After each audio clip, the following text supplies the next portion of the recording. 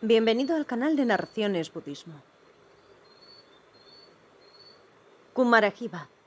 Biografía del Bodhisattva Ashvaghosha. Traducido por Upasaka Losang Gyatso. Catálogo Taisho, volumen 50, número 2046. Traducido al chino por el maestro de las tres cestas. Kumarajiva de Kuchan, durante la última dinastía Qin, 384-417. El gran maestro, el Bodhisattva Ashvaghosha, fue el discípulo del anciano Parsva. Cierta vez, el anciano Parsva estaba profundamente preocupado por la suerte de la doctrina del Buda. Entonces él entró en una profunda absorción meditativa y contempló. ¿Quién puede soportar la carga de la renuncia a la vida en familia, proclamar ampliamente el sendero de la perfección e iluminar a los seres? Él vio que en India Central había un asceta herético que poseía una inteligencia fuera de lo común, que era elocuente y que estaba lleno de conocimiento mundano. Él sobresalía en el arte del debate hasta el punto de que anunció: si algún monje es capaz de debatir conmigo, que golpee haciendo sonar la campana. Si no hay nadie capaz de hacerlo, entonces la campana no debería de ser sonada en público y nadie es digno de recibir las ofrendas de la gente. Entonces, el anciano Parsva partió desde el norte de India en su camino hacia India Central. En la ciudad de Sakya, encontró a un grupo de ascetas a lo largo de la carretera. Ellos se mofaron de él diciendo: «Venerable anciano, entréganos tú las sandalias», pues uno de los ascetas no las llevaba. Sin ninguna razón, ellos lo acosaban incesantemente y de diversas formas, pero el anciano Parsva no se alteró y no perdió su calma. Uno de los ascetas, que estaba bien entrenado, reconoció la amplitud del discernimiento del anciano Parsva y sospechó que no era una persona ordinaria. Le hizo muchas preguntas, examinando cuidadosamente su semblante. El anciano Parsva le contestó a cada una de las preguntas de forma acorde y exhaustiva, siguiendo en su camino de forma ininterrumpida y sin perder un solo paso. Su contenido y su comportamiento eran profundos y vastos. Él no permanecía confinado en lo cercano y estrecho. Todos los ascetas llegaron a darse cuenta de que la virtud del anciano Parsva era ilimitada y profunda, imposible de sondear. Ellos le rindieron homenaje doble y le ofrecieron sus servicios antes de despedirse. Acto seguido, por medio de sus poderes sobrenaturales, Parsva se elevó hacia el cielo y se dirigió hacia India Central. Cuando llegó, paró en un templo y preguntó a los monjes que allí se encontraban: «¿Por qué no hacéis sonar la campana de acuerdo a la norma?». Los monjes contestaron: «El anciano Mahayaka tiene una razón para no hacerla sonar». «¿Cuál es la razón?», preguntó. Ellos contestaron: «Hay un asceta herético, con un talento incomparable para el debate, y él ha ordenado que no sea hecha sonar públicamente la campana para recibir las ofrendas de la gente si no existen renunciantes budistas capaces de debatir con él. Por eso no la hacemos sonar». El anciano Parsva dijo: «Hacedla sonar como queráis. Si viene, yo me confrontaré con él». Los monjes de más edad pensaban que esta respuesta era algo disparatada y dudaban sobre qué hacer. Se reunieron para tratar el tema diciendo: «Cuando sea el momento, hagamos sonar la campana. Si viene el herético, nosotros le diremos a este anciano que la responsabilidad es enteramente suya». Así pues, ellos hicieron sonar la campana y el herético vino a preguntar la razón de ello. «¿Cuáles son las causas de que hayáis hecho sonar la campana hoy?». «Hay un asceta anciano venido del norte y ha hecho sonar la campana. No hemos sido nosotros», respondieron. El herético dijo: «Decidle que salga». Entonces el anciano Parsva salió y los dos se observaron uno a otro. El herético preguntó: «¿Quieres debatir conmigo?». El anciano Parsva contestó: «Sí». El herético lo ridiculizó diciendo: «La apariencia de este viejo monje no es más que mediocre, y su forma de hablar es la de una persona del montón. ¿Cómo puede pensar en debatir conmigo?». Entonces ellos llegaron a un acuerdo, por el cual pasados 7 días tendría lugar un debate al que estarían citados el rey, sus ministros más destacados, los ascetas, heréticos y los grandes maestros del Dharma. Durante la noche del 6.º día, el anciano Parsva entró en una absorción meditativa profunda y vio cómo debería de proceder. En el 7.º día, al romper el alba, la gran asamblea estaba congregada. El anciano Parsva fue el primero en llegar y él ascendió a la elevada plataforma. La alegría y placidez en su semblante era el doble de lo de un día normal. Entonces llegó el herético y se situó frente a él. Él percibió serenidad y satisfacción en el monje, quien mostraba seguridad en su determinación. Todo él estaba perfectamente dotado con el carácter de un gran expositor. El herético pensó: ¿puede este monje ser realmente un sabio? No está tranquilo y seguro en su resolución, y parece bien preparado para el debate. Hoy habrá un excelente debate. Entonces llegaron a un acuerdo. ¿Cómo debería de ser castigado el perdedor? El herético dijo: al perdedor se le cortará la lengua. Ante ello, el anciano Parsva dijo: eso no será así. Para mí solo es un acuerdo aceptable si el perdedor se convierte en discípulo del otro. El herético respondió: que así sea. Y entonces preguntó: ¿quién hablará primero? El anciano Parsva dijo: puesto que yo ya soy un hombre mayor, he venido de lejos y he sido el primero en llegar y sentarme, parece razonable que yo sea el primero que hable. El herético dijo: me es indiferente. Todo lo que digas ahora lo refutaré completamente a continuación. Entonces el anciano Parsva comenzó a hablar.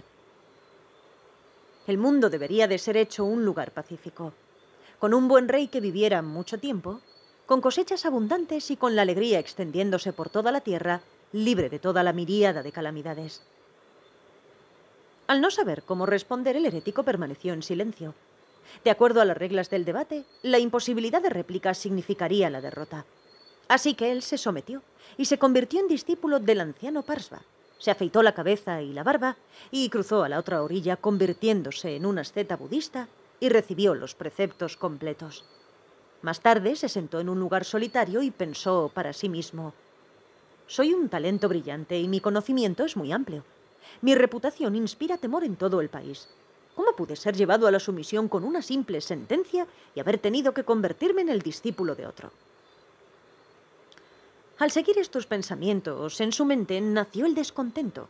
Su maestro supo que estos pensamientos rondaban en su mente y le ordenó que entrara en su habitación para revelarle las bases del poder espiritual. Se refiere a las 4 bases del poder espiritual: el deseo de sobresalir en meditación, el esfuerzo hecho para sobresalir en meditación, el poder de concentración de la mente y el poder de la meditación analítica,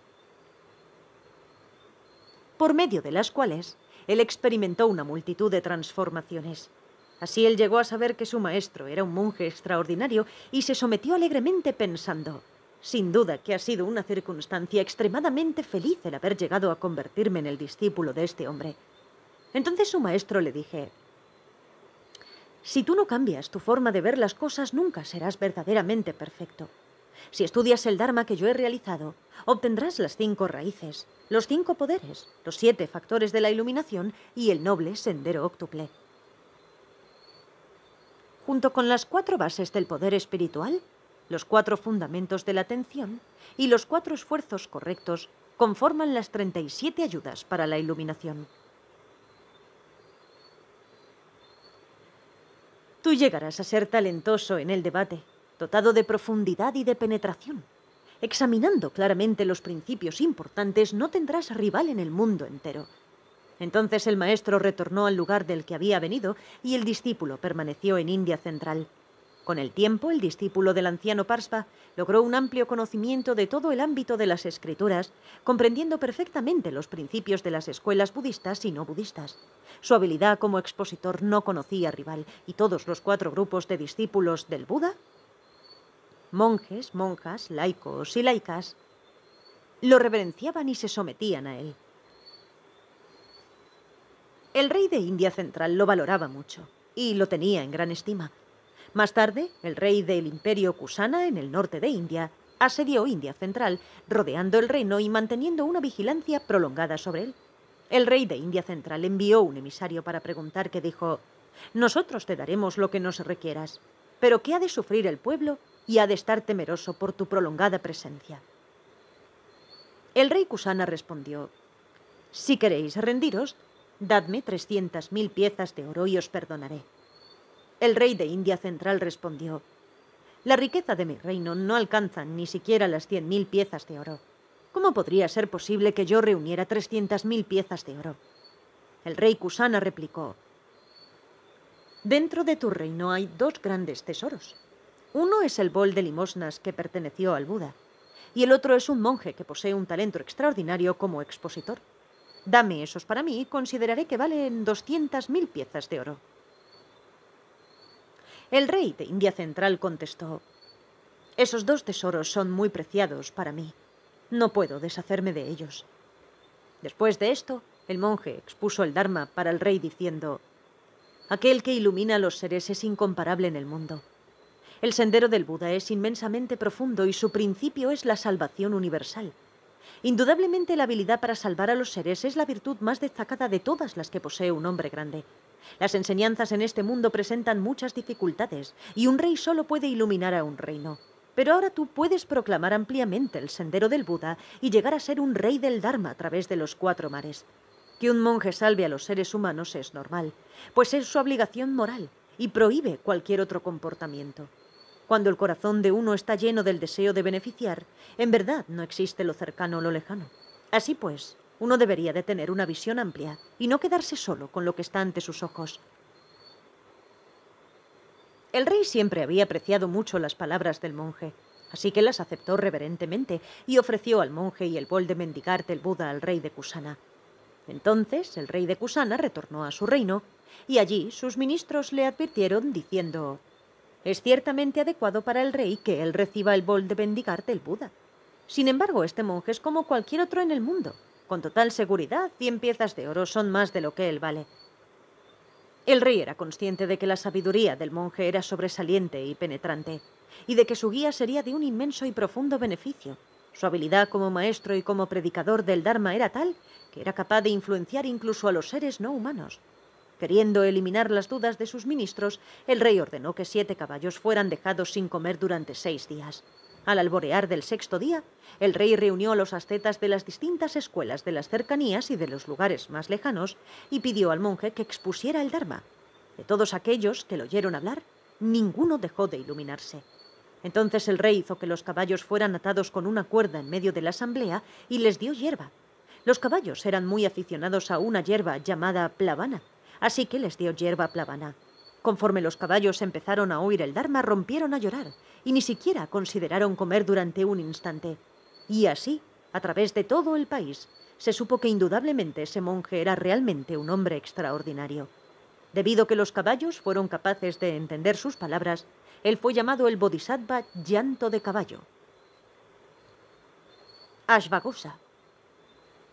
Él proclamó ampliamente el Dharma del Buda por todo el norte de India, guiando y beneficiando a todas las clases de seres a través de su diestra utilización de los medios hábiles y perfeccionando en otros los méritos y virtudes. Los 4 grupos de discípulos del Buda lo tenían en la más alta estima y lo trataban con gran respeto. También le llamaban Sol de Mérito y Virtud. Traducido al castellano por el ignorante y falto de devoción Upasaka Losang Gyatso. Editado el 6/8 del 2017. Narrado por Cristina Ingrid B. Gracias por escuchar.